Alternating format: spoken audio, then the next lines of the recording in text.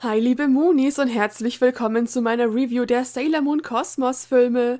Ja, wir haben lange drauf gewartet, aber endlich haben sie jetzt ihre internationale Veröffentlichung auf Netflix bekommen. Woo! Heute gibt's alles, was ihr über die Filme wissen müsst und wie ich sie fand. Ich werde von der Story nicht spoilern, aber ein paar generelle Aspekte und Elemente muss ich natürlich nennen. Eine ganz ausführliche Besprechung mit Spoilern wird es dann in Form von mehreren Podcasts geben. Zunächst aber noch kurz, was ist Sailor Moon Cosmos überhaupt und braucht man dafür Vorwissen? Für alle, die es nicht wissen, seit 2014 gibt es ein Reboot, das die ganze Story nochmal erzählt, diesmal nah am originalen Manga. Das fing mit Sailor Moon Crystal an, was 3 Staffeln hatte und die ersten 3 Handlungsbögen abdeckt. Der 4. wurde dann in Form von 2 Kinofilmen umgesetzt, die Sailor Moon Eternal heißen und auch auf Netflix zu finden sind.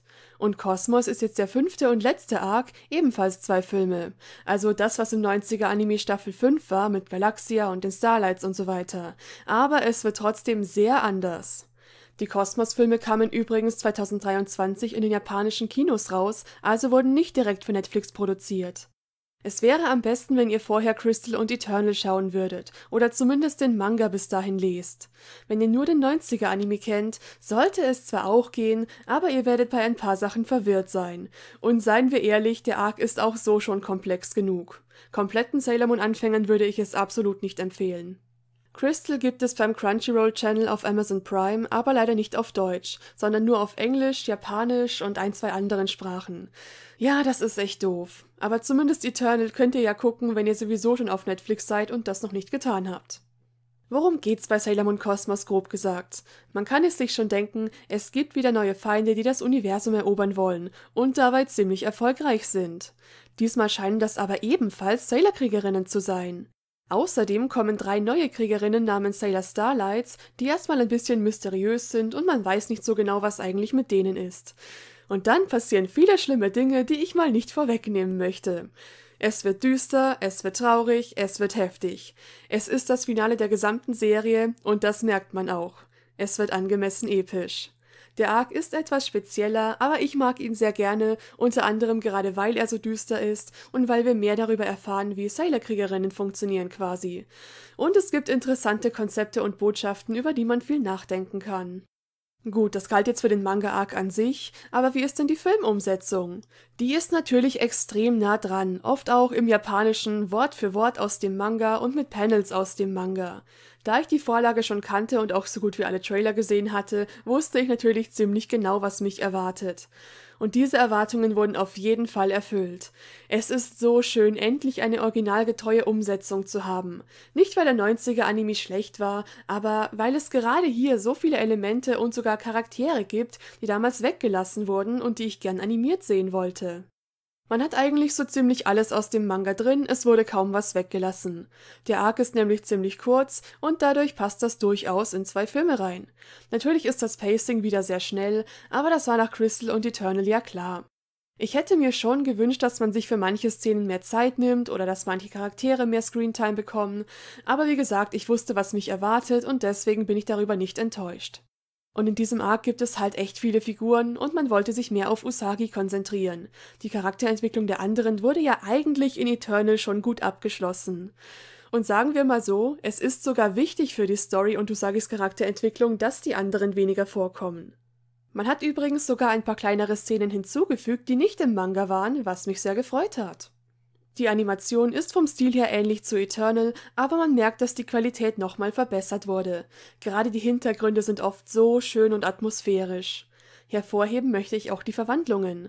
Da wurde sich bei Eternal manchmal beschwert, dass man meistens nur die Verwandlungen aus dem 90er-Anime neu gezeichnet hat. Hier wurde ein Mittelweg gefunden. Manche sind neu, manche nah am ersten Anime und manche haben liebevolle Referenzen an die alten Verwandlungen, ohne sie komplett zu kopieren. Es gab auch Verwandlungen von Charakteren, bei denen ich es gar nicht erwartet hätte, aber man hat es trotzdem gemacht. Ich finde, man merkt schon, dass man sich hier nochmal extra Mühe gegeben hat. Es gibt auch in jedem Film ein Intro, was ich ja bei Eternal vermisst hatte, und auch die sind voller Referenzen auf alte Openings. Nice. Nun zur Musik. Vielleicht wisst ihr, dass ich generell den Soundtrack von Crystal und Co. sehr mag. Alles ist sehr episch aufgezogen, oft mit diesen Chorstimmen im Hintergrund, aber zum Beispiel auch mal mit rockigen E-Gitarren. Feiere ich sehr. Und auch Cosmos enttäuscht da nicht, es gibt wieder einige Banger-Tracks. Das eher technolastige Thema der Starlights-Verwandlung zum Beispiel finde ich sehr cool, aber auch generell die Verwandlungsstücke und Kampfmusikstücke sind nice. Es gibt auch 5 gesungene Songs über die Filme verteilt. 3 davon sind Neuauflagen von alten Liedern, 2 sind neu. Ist eine gute Mischung, würde ich sagen, und mir gefallen auch alle davon. Wie gesagt, freut es mich auch, dass es überhaupt Intros gibt. Und auch hier sieht man wieder den Mittelweg zwischen Nostalgie und Neuem.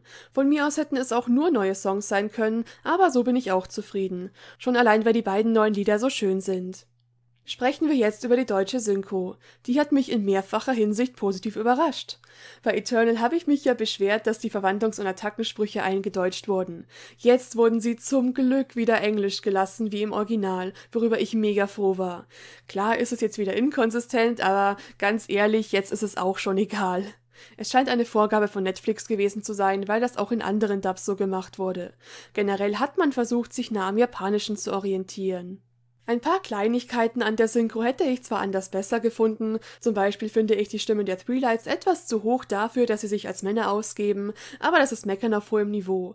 Die Sprecherleistung kann ich echt nicht bemängeln. Man merkt auch, dass sich die Crystal-Sprecher über die Jahre gut in ihren Rollen eingefunden haben. Und es gab auch eine Besetzung, die mich ganz besonders gefreut hat, bei der ich einen kleinen Fangirl-Anfall hatte, aber ich will jetzt nicht spoilern. Wer die Filme gesehen hat, weiß vermutlich, von wem ich rede. Zuletzt stellen wir uns noch die Frage, wie gut funktioniert der Arc als Film? Es gibt ja viele, denen es besser gefallen hätte, wenn der Dream- und Stars-Arc des Reboots auch als Staffeln gekommen wäre und nicht als Filme. Das verstehe ich auch, schon allein, weil es damit noch inkonsistenter und komplizierter geworden ist als ohnehin schon. Aber auch weil man sich bei Folgen etwas mehr Zeit lassen hätte können als bei Filmen, auch wenn trotzdem alles vom Plot drin ist. Deshalb wären mir Staffeln tatsächlich auch lieber gewesen, aber da Eternal jetzt schon 2 Filme waren, wäre es weird gewesen, wenn plötzlich wieder Folgen gekommen wären. Und es hat auch Vorteile, denn natürlich haben Kinofilme eine bessere Qualität als Fernsehserien und man hat die ganze Story auf einmal oder zweimal. Man merkt schon irgendwie, dass hier einfach die Manga-Kapitel hintereinander erzählt werden.